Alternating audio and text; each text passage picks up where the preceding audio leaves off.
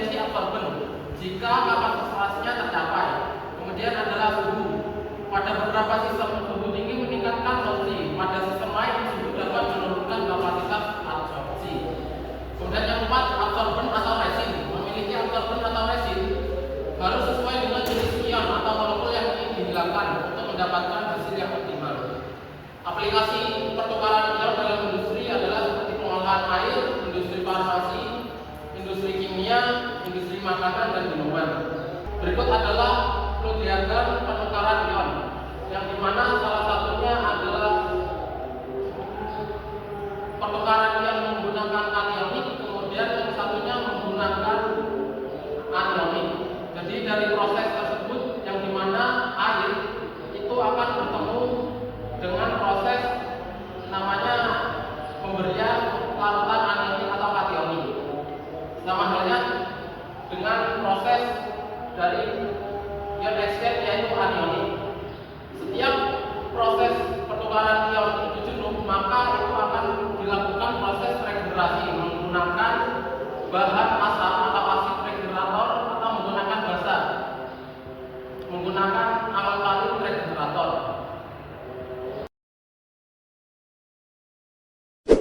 Dari hal tersebut merupakan proses pemisahan tunggal.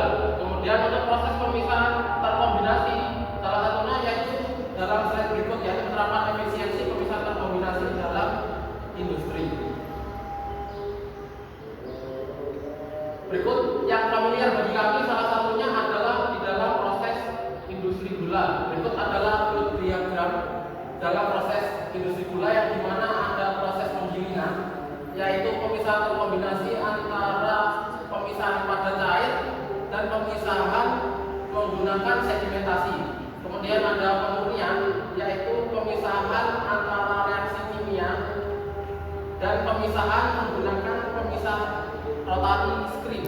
Kemudian ada masakan dan putaran, yang dimana proses masakan ada proses kristalisasi. Kemudian kristal tersebut akan terpisah menggunakan namanya sentrifugal. Kemudian ada proses karbonatasi. Dan proses karbonatasi ini pun sama halnya dengan proses pemurnian, cuma di karbonatasi reaksinya itu adalah menggunakan susu kapur dan CO2. Di pemurnian awal atau kita sebut vitrifikasi menggunakan susu kapur dan fosfat, yang dimana proses tersebut akan menghasilkan endapan tersebut juga akan tersaring menggunakan rotary drum atau menggunakan pemisah lainnya. Kami ambil salah satu contoh, yaitu pemisahan terkombinasi di stasiun gilingan.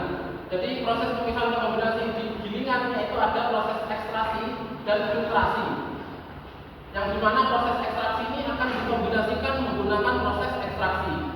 Proses ekstraksi adalah proses di mana pabrik gula dilakukan pempresan atau penggilingan batang tebu. Batang tersebut dihasilkan dalam mesin penggiling untuk memisahkan nira dan serat tebu atau yang disebut dengan ampas. Tujuan ekstraksi adalah untuk memperoleh cairan nira yang mengandung gula sebanyak mungkin dari bahan baku tebu. Selain gula, nira tersebut mengandung berbagai pengotor seperti partikel kecil, tanah, getah, serat halus, dan pengotor lainnya. Jadi input di gilingan itu adalah tebu, outputnya adalah nira atau disebut di sini adalah mixus, dan ampas atau bagas. Dan ampas dan tebu termasuk nira itu membawa gula. Semakin banyak gula yang terbawa pada ampas, berarti semakin banyak gula yang terbuang, maka semakin tidak efisien gilingan tersebut. Di sini bisa dilihat beberapa pol pada gula pada ampas itu tinggi pada tanggal 9 dan tanggal 10, sehingga ekstraksi tersebut tidaklah maksimal, yaitu di bawah standar 94, 93, dan 95. Dari presentasi tersebut dapat disimpulkan yang dimana pertama, definisi pemisahan terkombinasi adalah pemisahan terkombinasi menggunakan lebih dari satu pemisahan teknik pemisahan, yaitu campuran secara kompleks yang lebih efisien, yang banyak digunakan di industri kimia, farmasi, bioteknologi untuk meningkatkan pemurnian sebuah produk. Kemudian perbandingan dengan pemisahan tunggal adalah tunggal hanya menggunakan satu kali proses pemisahan, sedangkan untuk terkombinasi memanfaatkan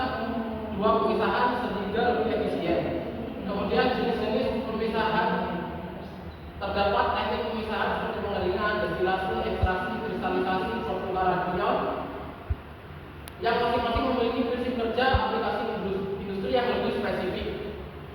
Contoh penerapan di industri gula, pemisahan terkombinasi di pabrik gula adalah proses ekstraksi dan filtrasi yang untuk memisahkan nira dari serat tebu untuk menghilangkan pengotor di mana efisiensinya dapat diukur dengan clean extraction yang menargetkan standar lebih dari 95%. Keuntungan pemisahan terkombinasi adalah teknik ini menawarkan efisiensi yang lebih tinggi, proses pemisahan yang lebih baik, dan kualitas produk yang lebih unggul, yang secara keseluruhan meningkatkan produktivitas dan pengurangan biaya operasional dalam berbagai proses industri.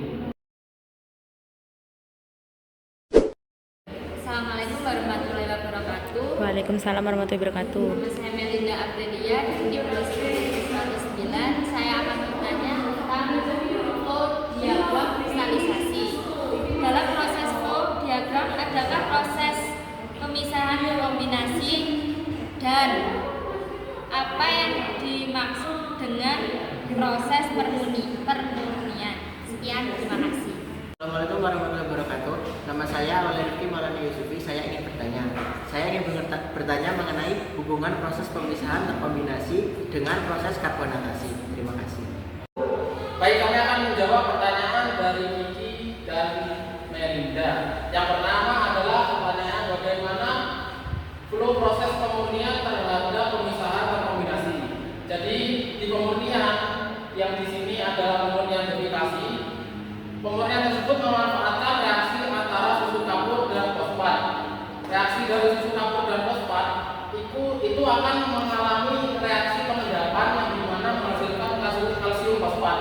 Dan endapan tersebut ketika dipisahkan dengan nira, maka nira yang dihasilkan akan lebih jernih. Dari endapan tersebut juga akan dikombinasikan dengan proses filtrasi menggunakan saringan namanya rotary drip screen. Kemudian pertanyaan kedua, untuk karbonatasi tidak jauh berbeda dengan proses pemurnian di derivikasi, hanya di karbonatasi menggunakan reaksi susu kapur dengan CO2 yang menghasilkan endapan kalsium dioksida.